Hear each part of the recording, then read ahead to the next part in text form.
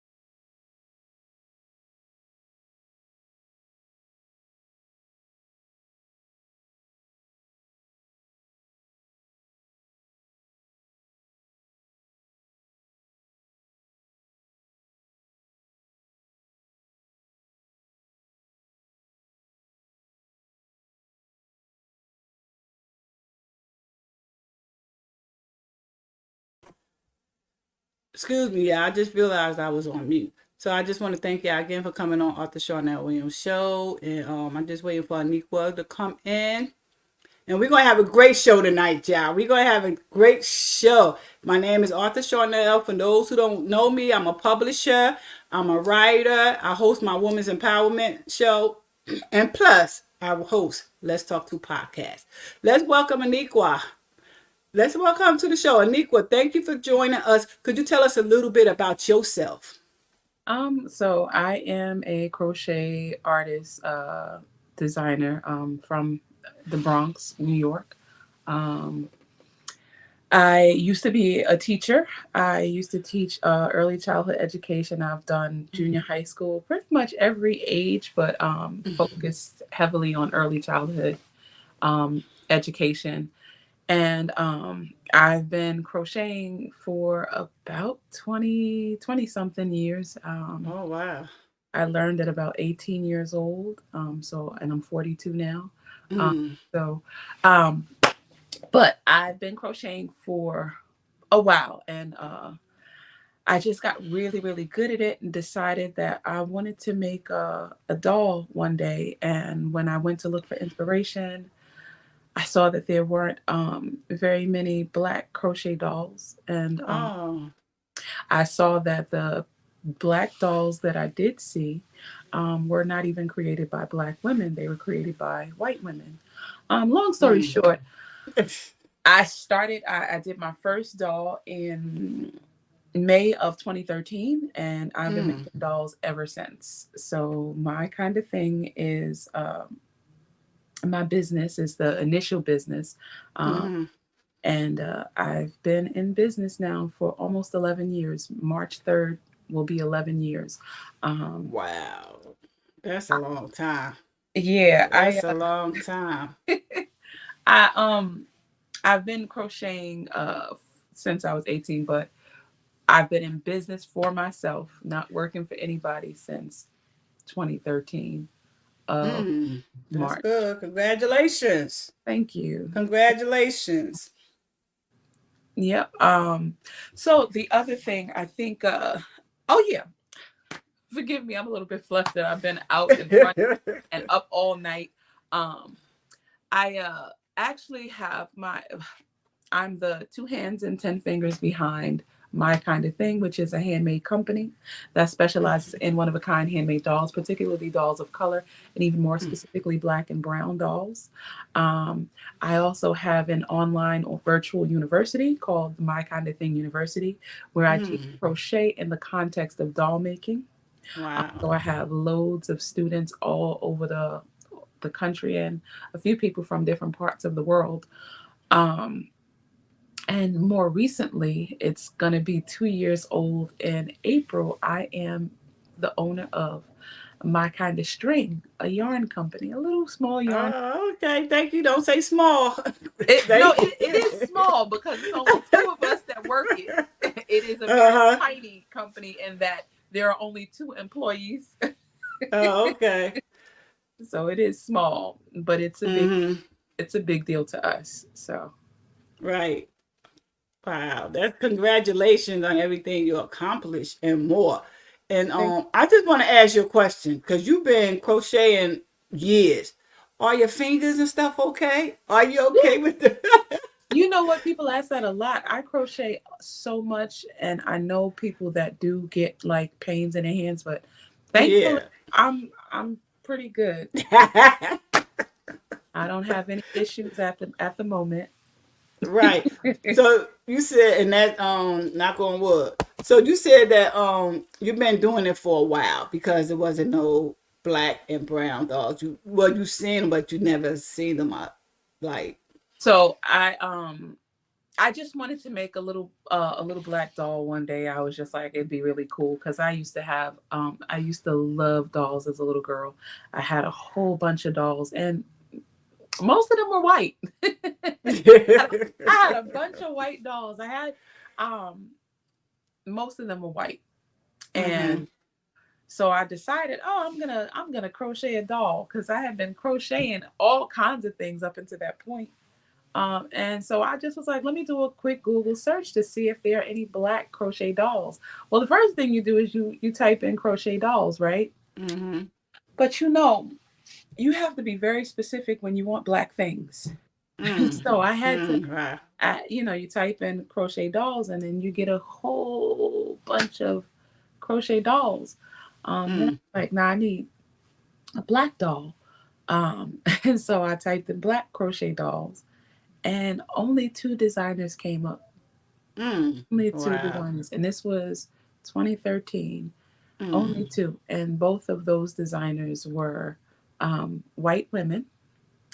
Mm. One did a really good job. The other one just used brown yarn. She did everything the white dolls were doing. They were making with the white dolls, but she just used brown Change the yarn. color. Yeah, right. Uh-huh. And I was like, I mean, she was not black, so I didn't really, certain expectations.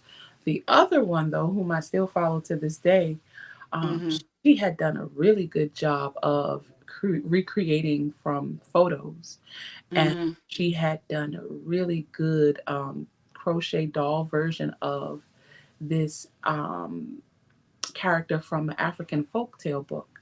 Mm. And I was like, oh, that's it right there. That's how you do it if you're going to do it. Um, Mm. and I was like, from that moment on, I'm like, yes. And she had done a doll based on the picture. It was, I think, a African version of like the Princess and the Pea or something. But the character on the cover was a little black girl with bantu knots. Mm. And I was like, Wow. oh, that's dope. How amazing would it be if I were to do a doll with Afro puffs Afro or puffs. cornrows or Mm. braids with beads and barrettes and all Wow. that stuff. And so from that point on, I was like, oh, I'm going to figure out some crochet techniques that will mimic these design styles. Um, Mm. and so from there, I just started. My first doll, I knew I wanted her to have brown skin. I knew that I wanted her hair to be kinky. I just knew there were certain details that I wanted her to have. And furthermore, I wanted her to be in red, black, and green, representing the Pan African colors. Mm-hmm. So my first doll, I have to find her. She's around here somewhere. But she was, I was so proud of her when I made it. She Mm-hmm. was my best work at the time. Mm-hmm. When I look at her now, it's so funny how my work has evolved, but still so proud of her, because she was the beginning of a lot of things. She was the beginning of, just really self-reflection. Mhm. It was the beginning of healing for myself, and she was the beginning of just wanting to create really great positive imagery for little black and brown girls. Because I have Mhm. 6 nieces and Oh wow. 11 nephews, and I am just like, I just want them to be really proud of who they are when they look in the mirror. I don't want my nieces to feel like how a lot of young girls feel. A lot of us Mhm. feel like, there's always something we need to change. There's always something we need to fix. There's always something wrong with what we're looking at. And so I just wanted to keep creating things that would make them feel really proud of their natural features and attributes, Mhm. mimicking their hair, letting them know that, your hair grows the way it grows and it's the way it's supposed to be, you know. Um, Mhm. and that was 11 years ago almost. And Wow. my nieces are now 19, 18, 13. Mm. They done grown. And I They have done a grew. and I have a new one she's not new, she's 5. But Uh, when I started, the ones that I had 4 already out here in the world, mhm. so What did you learn on your own how to I did. crochet?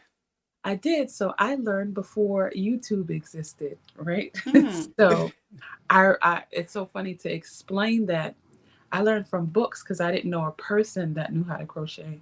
Mhm. I had my cousin had picked up she had some home economics books from like Mhm. the 70s. And because our aunt used to sew, and even her mom went to Fashion Industries High School. So they had these old home economic books, and we were just looking in them. My cousin had picked up crochet, and she was like, "Oh, this is cool," and I was like, "Oh, I want to do it too." And Mhm. so we had these. I call them old books only because I was born in '82. Them books are from like the '70s, you know. Oh. And so we always be like the old books because we were born in. Yeah. So, um, but they were old to us, and Yes. they looked old, and the fashions inside of them were very retro. Was they that old that they was black and white or No, they were colorful? no, they were from like the 70s. Okay. I feel like they might have been from like the 70s, maybe late Uh-huh. 60s. I'm Okay. not sure, but Mhm. we just knew they were older than us. Um, and all you had was the written instructions and the pictures to go with them. Um, Mhm. so we had to kind of work it out, and we did. We definitely did. It was very challenging, Yeah. because, as I said, we didn't know anybody who actually crocheted. We knew people that sewed, you know, Mhm. um, nobody who crocheted. So it was just really interesting work. We treated it kind of like school, because Mhm. both of us are in education. So Mhm. really love, like, one of the things that we do even to this day, we've been doing it since we were children, is we like link up and we go over like information and you know plans of work and all of that. And we've Mhm. been doing that even when we were little kids who didn't have jobs. We would meet up and we would write stories together, and we draw and create agendas and plans. um, it was really evident that we were both going to be educators when we grew up. Mhm. Wow. Mm.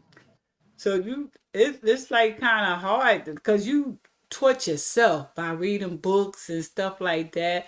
So at you being so young, how did you get the tools to purchase, and how So, did you know what to purchase? so 18, I don't know if that's really young. I we had my cousin is a year. She's actually 2 school years ahead of me, but she's about to Mhm. earn some change. Mhm. Um, th- Learning to crochet, the materials were really cheap. That was the other motivating factor. Sewing, you got to have a sewing machine. Uh-huh. And the sewing machine, you couldn't, I mean, Yeah, 18 at the time. I had just finished high school. I didn't go straight to college. I didn't go to college until 20. Um, but the materials were really cheap. Like I remember saying, "Oh my gosh, I don't believe yarn is this cheap." And then it comes in all of these colors, and so I was excited when I got to the craft store because I think a hook at the time was probably like $2 or $3. A skein of yarn was like another $2 or $3. That's like $6 right there. Boom. You could make well, at the time I wasn't making anything. I still have the very first thing I crocheted, and it's not anything in particular. It was just me trying to figure out how to hold the yarn and how to complete stitches. So yeah, but yeah, it was inexpensive to learn. So you taught yourself. Yep, me and her together, we learned Yeah. together. I remember it was so funny. She had her son at about 21, her first child at 21, and her godmother, we didn't know at the time, her godmother who lived in another state or something, had crocheted a whole set for her son. And I remember he was brand new, and we were sitting on her bed staring at this blanket set. It had an edge that we had never seen before, and we were like, "How did she do it?" we were like, "It's like, listen, I have a theory, but if this theory don't work, we might have to see if we could pull it out a little bit just to see." And I remember us looking at it like, we got to figure this stitch out, and we did without having to pull it out. So you and your cousin, may I say, is a team?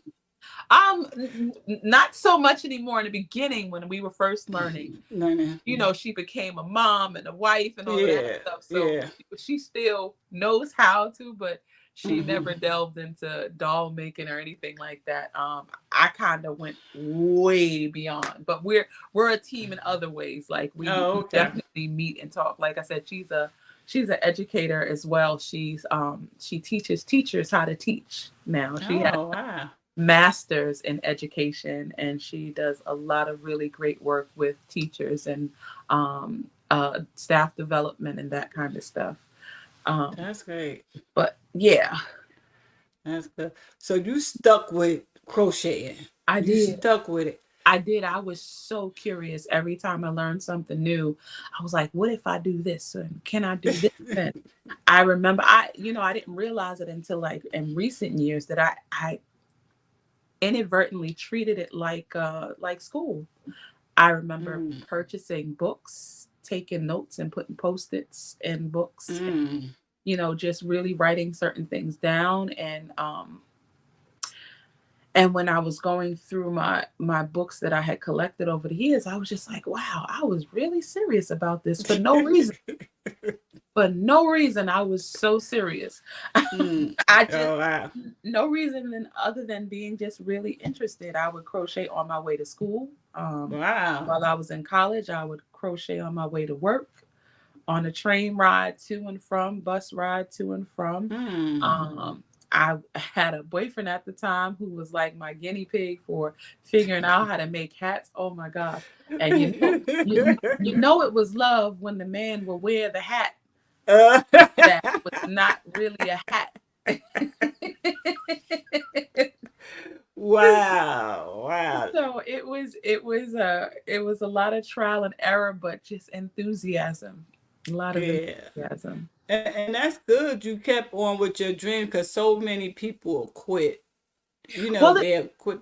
It wasn't really a dream though. It was just something that I just really loved to do. I kind of fell in love with just doing it, just constantly challenging myself to see how far I can go, what else I can make, what else can I add to it, what else can I, and then I'm really, really silly sometimes. So I was like, ooh, let's see how far I can go with the silliness. Once I make hats, I was like, I'm gonna make unique hats. I'm gonna make the kind of hat you can't get in the store. So I had eyes and mouths and horns and all kinds of stuff on the hat. But what I'm saying, you proceed with it wasn't a dream at first. It wasn't a dream. You didn't even know that this was going to be a business. Nope, not at all. I just really So it was. enjoyed. Could you say it was just a hobby at first? It was definitely a Mm-hmm. hobby. Like I said, I treated it like it was school, and that I Mm-hmm. kept challenging myself to do new things, learn new stitches. I remember Mm-hmm. being at Barnes and Nobles and looking in the book section and seeing one stitch in a book, and I would buy a whole book just for one stitch. you know, I would. Well, I guess back then they ain't had the phone when you could take the picture of it. No, you could. It wasn't. Oh, okay. But I just one. I'm real adamant about copyright. You know, Oh, okay. but also it was just like, nah. I'm sure even if I'm not necessarily interested with everything that's in the book, I want this thing here, and I'm sure there's some Right. other things too. But I like the fact that I would have some of these as references, because again, I was also a college student, and so you Yeah. understand the importance of the literature or the information. So Oh, yes. having the information accessible at the drop of a dime was really important, you know? So let me ask you this question, because I know at first when you started, you probably was giving them away free. So when did you start making a business, having people pay for what you do? So it's actually really funny because I just was doing it as a hobby for a while. And I wasn't really even necessarily, I don't know if I was even giving it away for free. My nieces and nephews were like my practice. So I would make like hats and things for them. Um, Mm-hmm. and I would be like, oh, this is going to be really cute. And so I would just use them as like reference point every now and then, maybe a nice set or something for Christmas gifts and all that. But I just mostly Mm-hmm. just did it and accumulated like really just cool stuff. Mm-hmm. um and it wasn't until um 2000 and I want to say maybe 2012 when I was just like, ugh, you know I don't think I want to teach in the classroom anymore. Mm. Wow. I love teaching. I love the children. I hated admin stuff and Mm-hmm. didn't necessarily love um, working with everyone all the time. One of those Mm. people that maybe what's that line they used to be like when they used to give you the personality test? When they be like, doesn't work well with others. I'm so particular about things. So I just remember, I mean, I had some really great colleagues, but there were more than enough that I didn't necessarily agree with from an education standpoint, and just some of the ways in which, administrators Yeah. have to adhere to some of the um, aspects of the Department of Education, especially if you're getting funding from the Mm-hmm. Department of Education. It was just so much that I was just like, this For is you. not how I envisioned teaching. Mm-hmm. And so I think maybe in 2012, I Mm. I was like, listen, I can't do this. No, it was 2013. Yeah, it was 2013, February 11th, 2013. I quit Mm. my last day Mm. job. I was like, man, I'm out of here. I can't do it. So I understand you said about the funding, but did at that time you see that your dolls was taking off? That's I why had in a I had way you quit. I hadn't made any dolls yet. I hadn't even Oh, okay. considered it. I had just was like, listen, I can't do this. I need to do something where I feel freer, where I feel like I am excited about A teaching, purpose. and in February I was like, I quit without a plan. I just knew I didn't want to be there. Um, and my cousin had quit her job too. We had teamed up again. She hadn't quit her job. There was a whole thing with her and the new position that she had, and she was like, "No, we out of here." And so we both kind of quit from different spaces, Mm. and we began to devise a plan. We're like, we don't really got a plan, Yeah. but we got to do something. I remember my aunt, her mom, sarcastically or what's the word, condescendingly calling us ladies of leisure. because we found ourselves suddenly not at like out of work. Yeah. And for my aunt, it was really like, how could y'all be just not working? Like she was she was almost disgusted by it. And it was one of the things that we kind of learned about our generation. It was like, hey, we not gonna do what y'all do. We not gonna Right. just thug it out. We got to be fulfilled in the job. We cannot be just monotonously doing the job. And so we devised the plan. And March 3rd, we established our separate individual things and we began the work for it. And we celebrate every March 3rd together. Like your anniversary. Yep. The mark of our freedom, dependence, and, you know, we were really, really, you know, we should have been sad and scared, but we weren't. And so, like I said, I just started crocheting all kinds of stuff. I was making silly hats.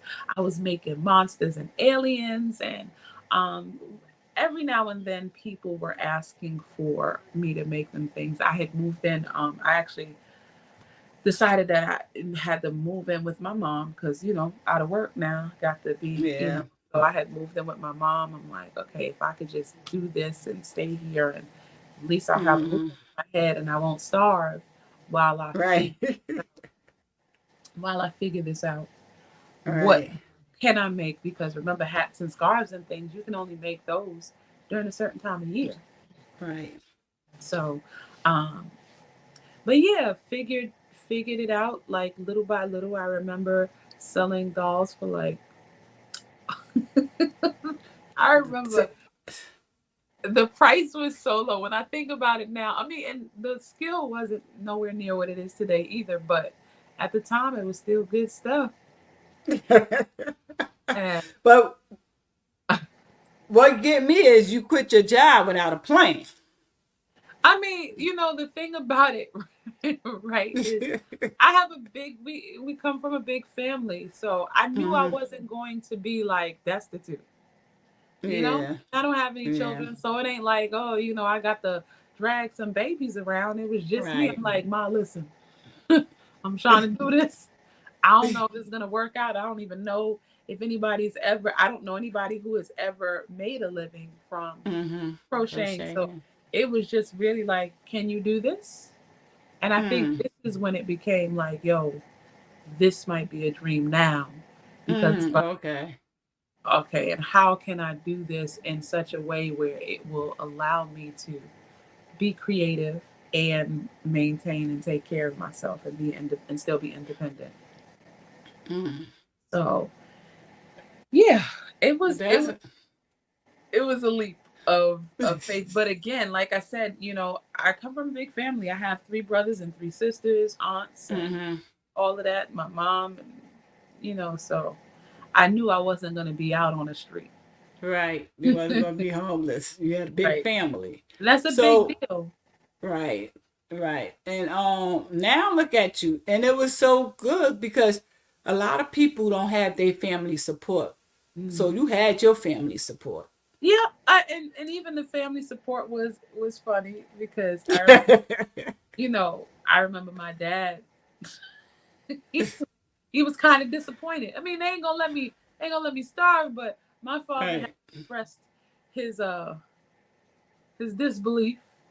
My aunt, she had expressed her disbelief. She was like, you know, I don't know if you're gonna be able to do that. And it wasn't like with malice. It was just this was foreign to them. You know, and it's still a foreign idea, a concept. Like who crochets for a living? What does that even look like? And then for someone to do that without any reference point makes it even more difficult. Right. So that's part of what some of the issues or the challenges were. You know, it wasn't even so much because, of course, my mom housed me and fed me, right? But it took a while for them to kind of believe that this was a thing that I could actually do.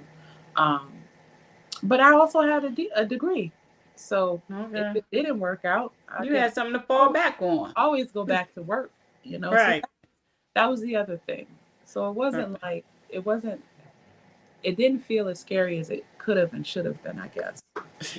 Yeah. So you just don't crochet dolls, or do you? I do. I don't do accessories and clothing anymore. Okay.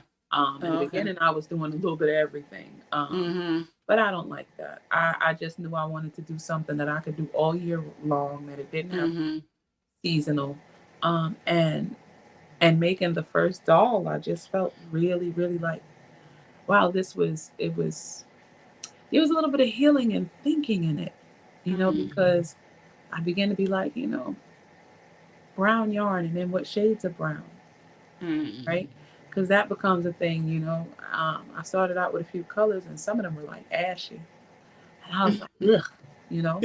Um, but I remember saying the skin tone is important. I Right. remember saying the hairstyles were important. I remember saying the features they were important. These things Mm-hmm. are to be highlighted, they are to be done well. And Mm-hmm. I want, when little black girls see them, to be like, oh my gosh, she looks like me, you know, Right. Mm-hmm. with gladness, with happiness, not, Happy.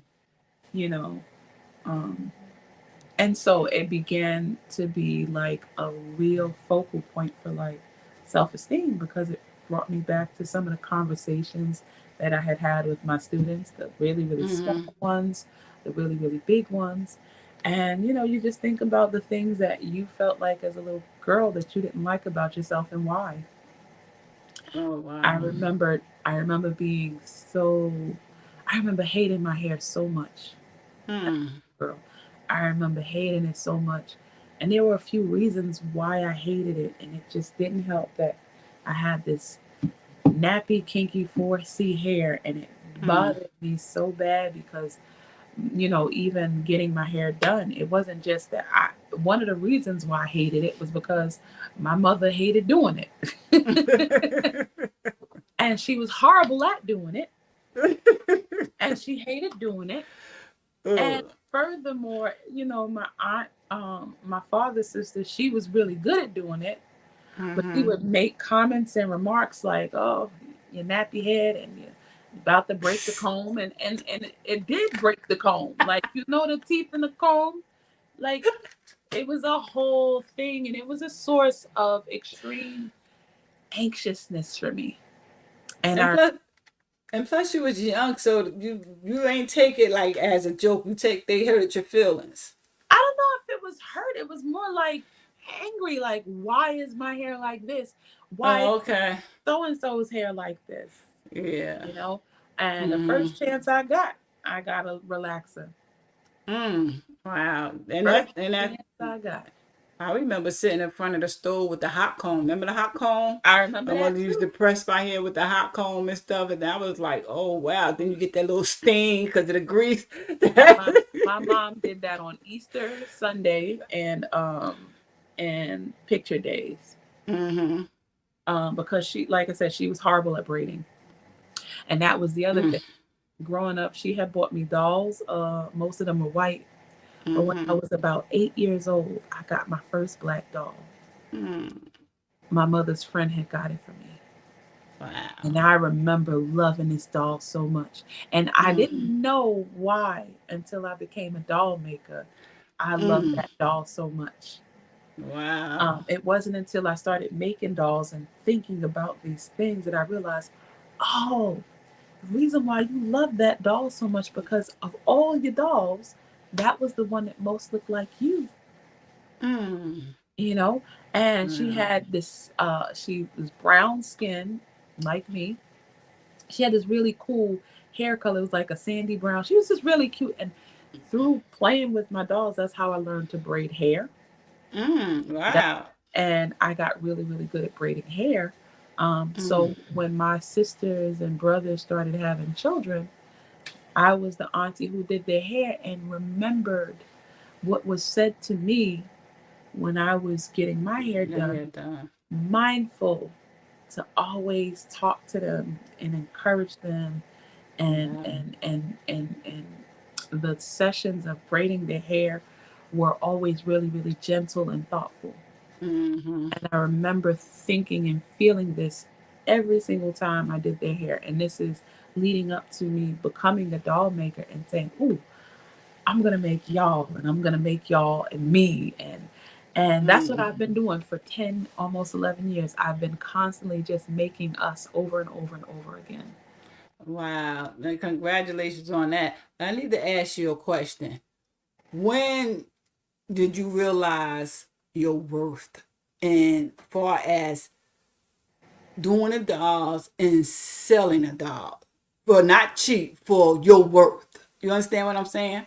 So it's in phases. You know, there are phases. There were different incidents that occurred that were like, "Hey, you ain't that no more." You know, Mm-hmm. sometimes it came in a form of people. Sometimes it came in a form of, "Yo, look at what you need to do, how much you need to make, how much Mm-hmm. time you spent on that, how much Mm-hmm. effort you put into that. You can't charge what you talking about charging after all those hours and all those materials. That doesn't make business sense." You Mm-hmm. and I remember the first time I had moved from one price to a bigger price. It was my mentor at the time, this amazing artist, Tyrish Gaucher. Uh-huh. The amazing artist. He's worked with toy design. He's worked with Disney. He's currently a really great, well-known children's book illustrator. He Mm-hmm. teaches computer graphics and imaging courses. He's just this amazing designer. And I remember him saying to me, I had made this really cool design one day,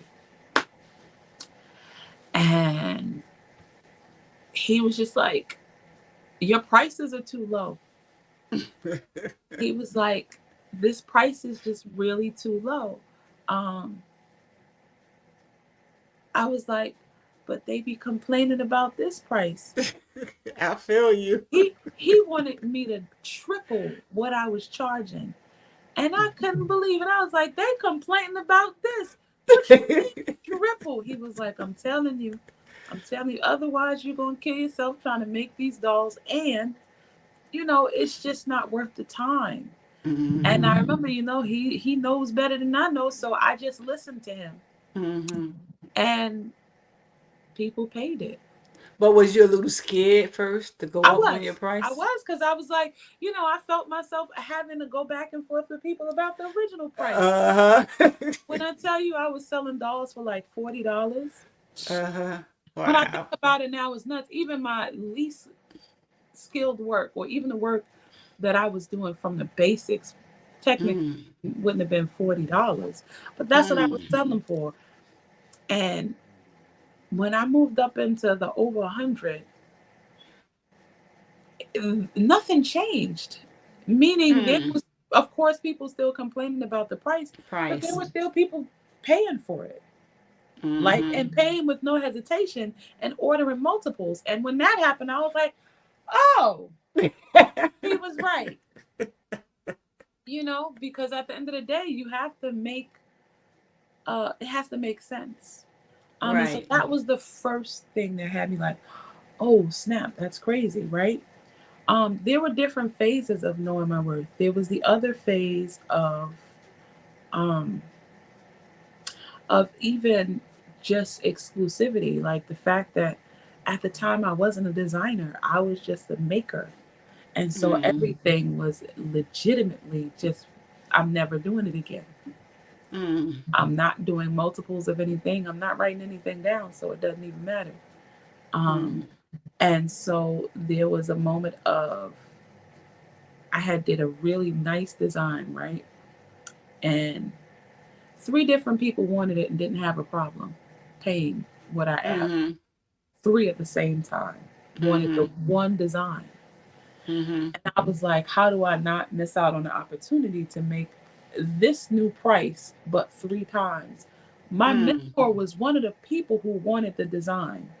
And he Mm. said, "I'll pay you this." He wanted to pay me more than what I was charging. And he said, Mm. "I want the original. Just make them a copy."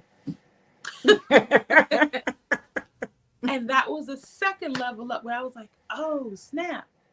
And so I made 3 versions of the same doll. He got the original, and all 3 people paid me for it. And I was like, oh, all right, So that worked out. Wow. And that was the next level up. And I'm gonna tell you, in little bits of increments, I began to learn that part of my value isn't just it's not just the price, it's also turning down money. That was the next phase of learning my worth, the value of telling people no. For that price, for a price they wanted to pay. Not just that they wanted to pay, but understanding that there was a time where it was like you had to hesitate and be like, you need the money, right?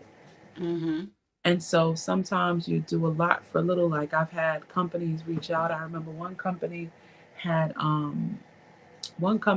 wanted me to make their mascots. Like, they wanted 3 feet each of their the characters in their logo. And I remember saying, okay, this is going to be a big deal. And this has to be like over $1,000 worth of work. And I remember saying, well, if you go too high, they're going to say no. If you go too low, it won't be worth your while. Or you'll be disgruntled the whole time, because that's a thing too. When you charge a low price, what winds up happening is that you run the risk of being annoyed now while you're working on it. Because you're practically working for free. True. So there was a moment with a company, and that not even that company, but down the line, and probably in more recent years, where it came down to a negotiation about price. And I remember the feeling of saying, then no. Like, and I don't feel no kind of way about saying no. There used to be a time where I would be like, yo, you got to take what you could get, because, this is an opportunity. This don't, I remember confidently saying no, not for that price.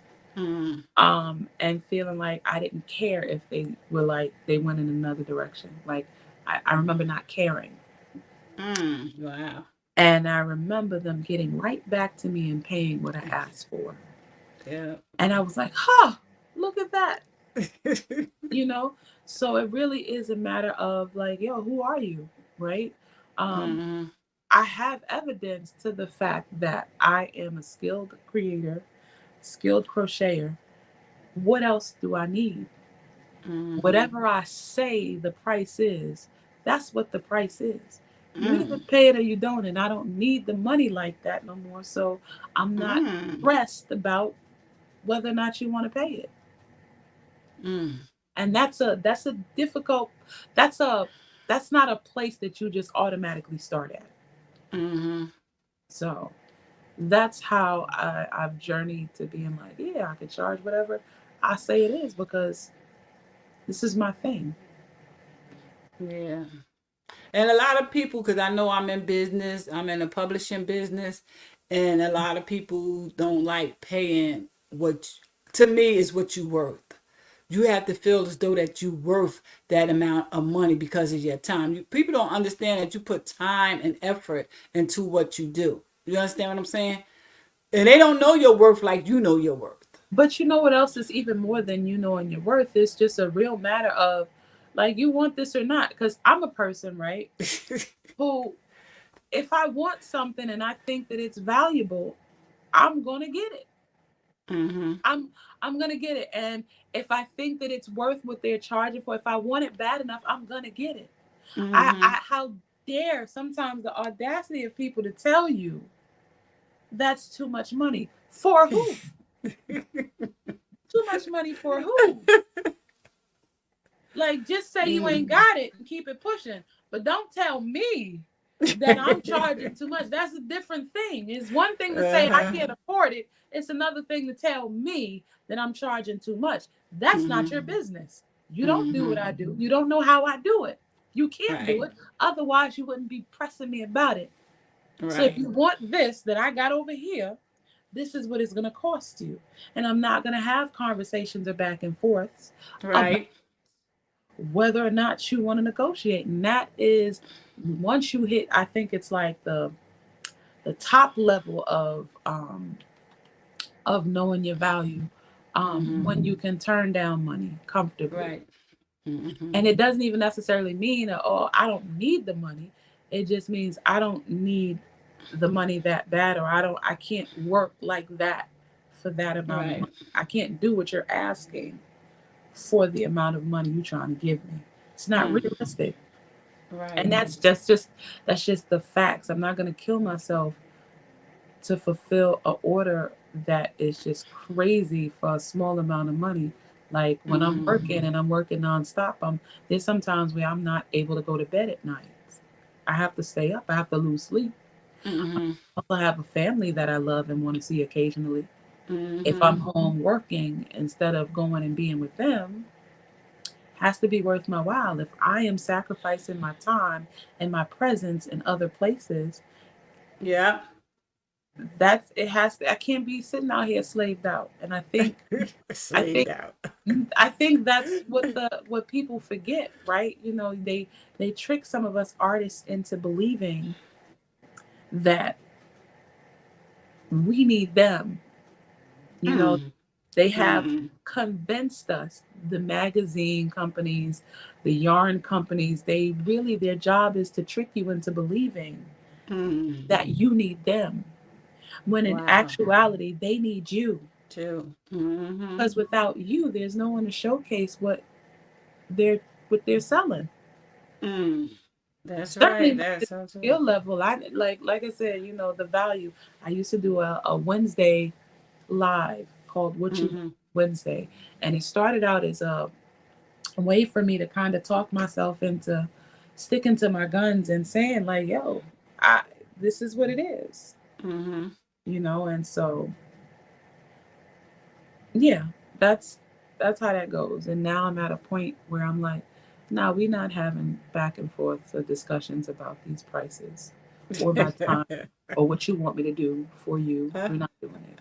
I know that's right. Now let's get to a couple of your dolls you have on hand that we can see. The audience can see your doll. I do. I have this girl that I just finished. Well, she's not technically finished.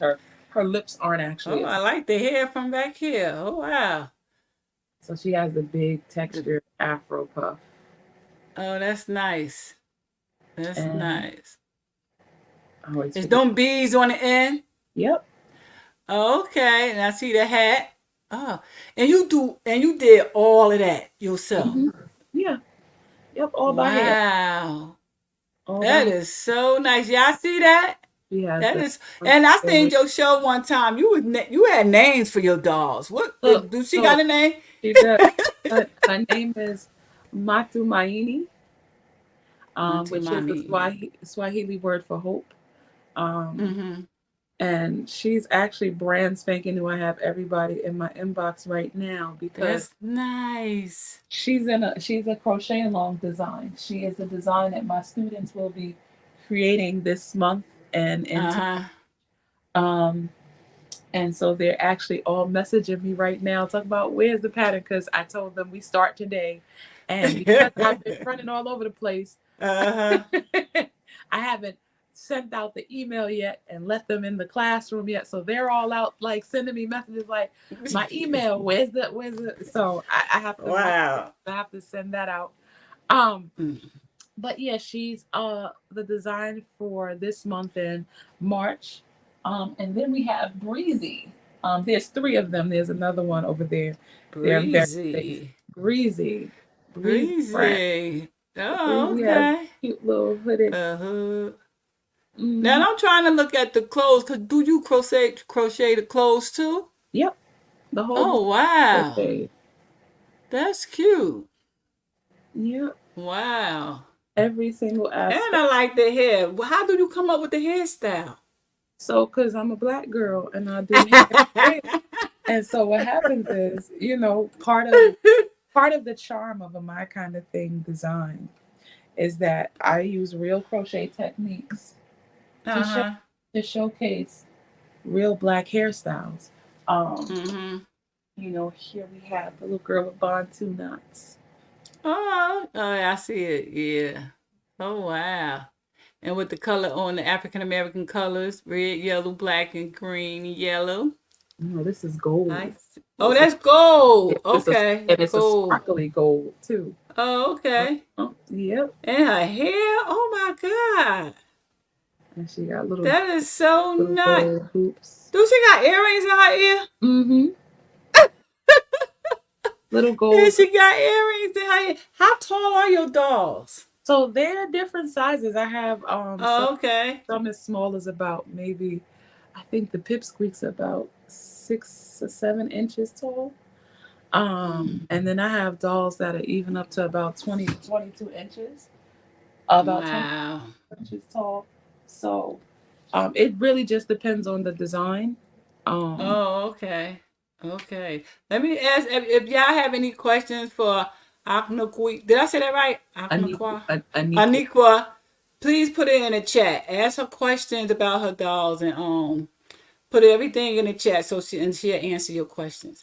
But wow, that is so nice. And people don't understand. Hold your hands up because you do all that with what? These two hands are 10 fingers. That's it. That's it.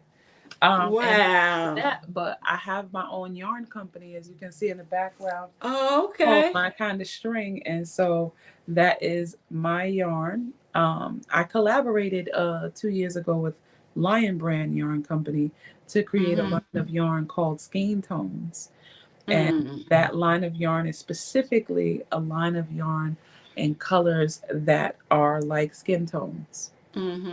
I created initially. I created. I'm getting all kinds of messages from my students asking. I gotta let them know I haven't sent it out yet. So I worked with Lion Brand to create a line of yarn that are just skin colors. And started off with 12 colors for them, and then they wanted me to make some more, so I added 5 more colors to the 12. And so now there are 17 different colors that I created for Lion Brand. It's called Skein Tones. And I thought about it in terms of just being a doll maker and wanting a wider range of options for skin tones, all in the same texture and all of that. So that's how that worked out. But while working with Lion Brand, I was like, I want my own yarn company. I want to do my own thing. My kind of thing is called My Kind of Thing for a reason. So I'm just so like, I just want to do my thing. I just want to, how sometimes you just see something, you want to do it your way. And so out of that, that's what My Kind of String was born out of that. And so we started off with 5 colors. And because that's all we could kind of afford to get from the gate. I was like, we're going to get 5 colors. And at that time. But go ahead. And when I tell you, I worked them colors like nobody's business for you. We were working with just 5 colors, and I gotta say, I'm super proud having done that. And then we wound up making enough money in sales to get 5 more colors. So now we have 10 colors. And congratulations. This design is one of the designs. Oh, wow. I created showcasing all of the colors except one. I think one is missing from this. But we have 10 colors here. Wow, that's nice. We have the colors of the rainbow, because I just absolutely love seeing like the order of colors, the Roy G. Biv. It's also a really great way to like just color reference when you're having a difficult time with colors. But the cool thing about these colors, right, is that I also named them like I named the colors for Lion Brand. Just really, really proud of the fact that I was able to really just like create the colors, name the colors. For Lion Brand, their the skein tones that I did with them, I had a nature theme for that. And so Mm. the nature theme, um, I named them really, really cool, fun colors. But for my theme, for my yarn, Mm. I wanted to do like whimsical and magical because that's the kind of thing that I do. That's the kind of art that I do. And so Mm. they have really cool, fun names. My favorite color is blue, Uh-huh. and the blue shade of yarn that I have is called Mermaid Water. Okay. That pretty blue. hmm Okay. And it just kind of reminds me of um, Aruba, the water in Aruba. Mm-hmm. You Oh know, wow. I feel like the water in Aruba is a special kind of blue because maybe mermaids are in it. Let me get the doll back and back of you again. Cause do she got a ponytail in her hair too? She does, and she has locks. Oh, hmm okay. Oh, okay. Wow. So Yeah, how long do it takes? I know every doll is different. it depends. Approximately how long do it take? Like her, how long did it take you to do her? Because I was designing her, she took more time than, because it's one thing to just create, it's another thing to design, Uh because huh. designing requires stopping and writing and photographing. Um, Yeah. but depending on the details of the design, her hair in particular was very, very tedious. A design like this will take like maybe 20 hours or something like that. Oh wow. It Mm. depends, especially with the color change, her outfit. That color change was very, very Yeah. tedious work. And what's that on? That's a bow on her hair, right? A bow. Mm-hmm. Okay. That's so nice. Now let me ask you a question. Mm-hmm. In the chat, could you put like how people can contact? I want you to say it too, but could you put it in the chat so people Okay. can get in touch with you if they want Okay. to? Because you sell the dolls. Let them know that you I sell them. do. I do. You can do www.mykindofthing.com. That will lead you to patterns in the shop. Now, here's the thing. I get a lot of people like, "Oh, I just want the doll because I'm not a crocheter." The Mm-hmm. thing about dolls, right, is as you can see, there are some back here, but there are dolls everywhere. I did a virtual doll sale at the beginning of this month. I'm doing another virtual doll sale in the beginning of March. They sell Mm-hmm. very, very fast. They do not stay in the shop long. As a matter of fact, I've decided or have been doing or have resolved to do virtual doll sales because it's quicker, it's out of the way. Instead of me listing, you can see live me Mm-hmm. describing the design, Yeah. and you have the option to purchase it if you want. um, but they go fast, they do not stay around. Mm-hmm. Once they're available for purchase, people are like, I want it, can I have it? And it's gone. Mm-hmm. So it's a little bit difficult for me to keep them in the shop. And Wow. I had been exclusively designing for about 2 years. So I hadn't been putting them in the shop. I've just been designing, creating patterns, Mm-hmm. creating workshops, creating crochet alongs.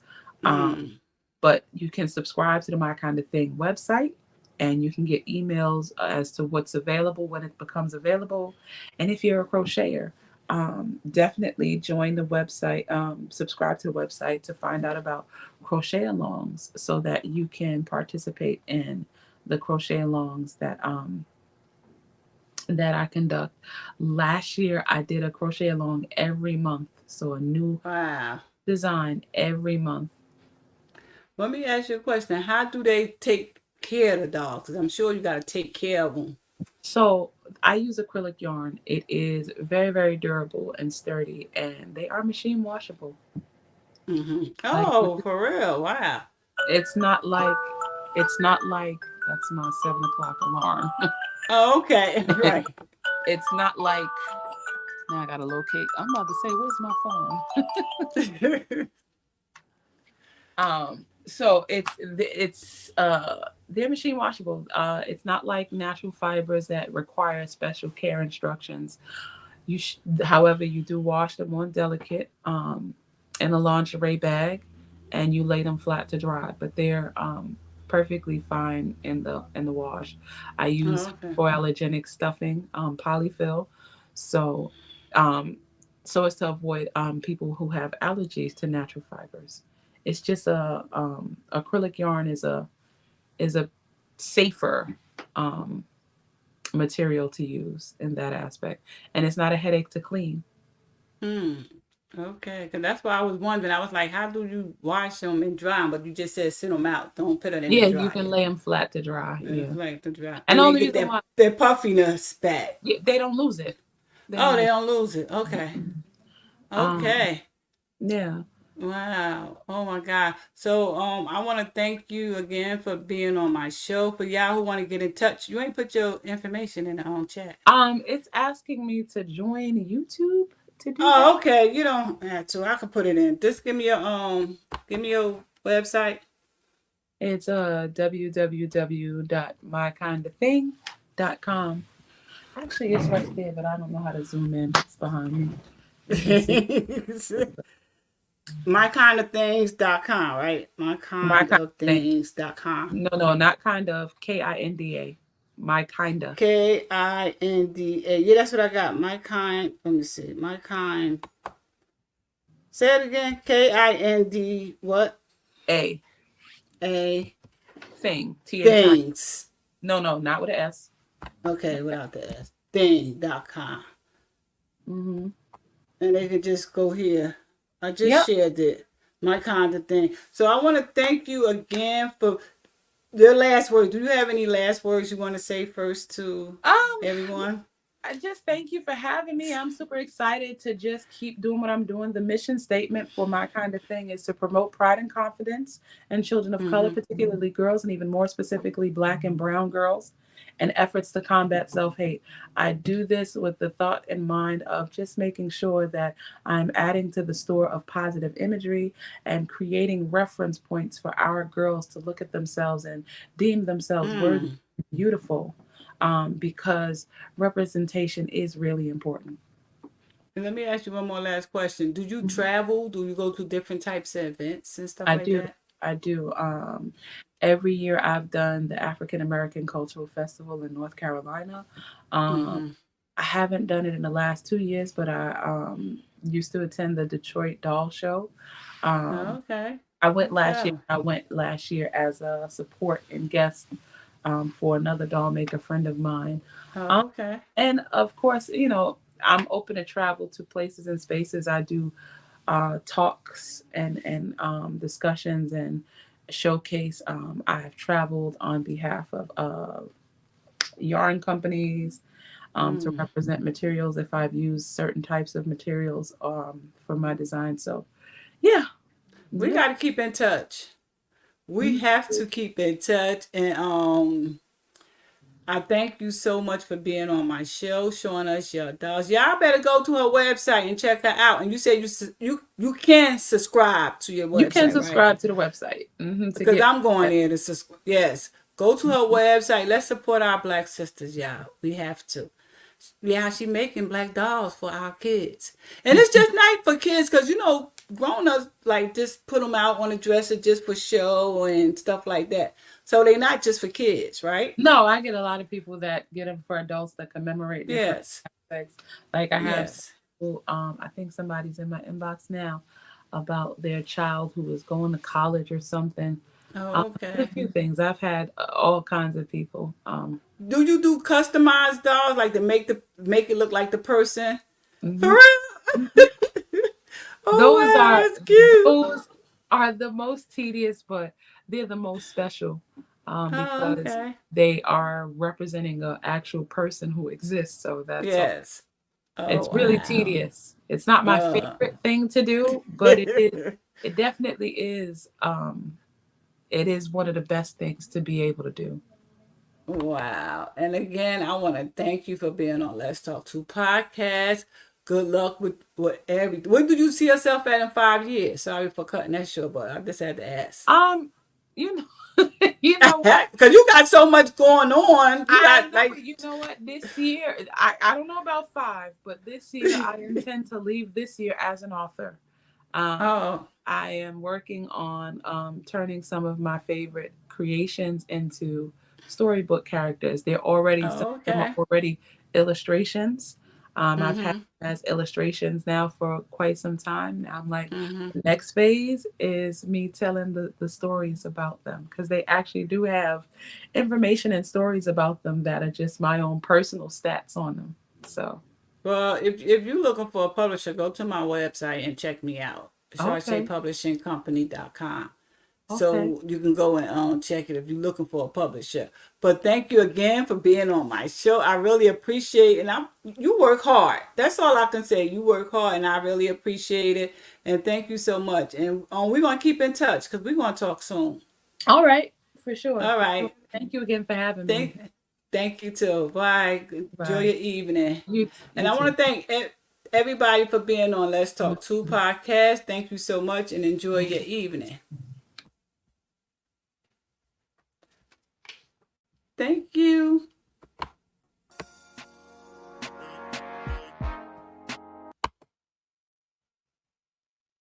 One second, y'all. Thanks. Bye.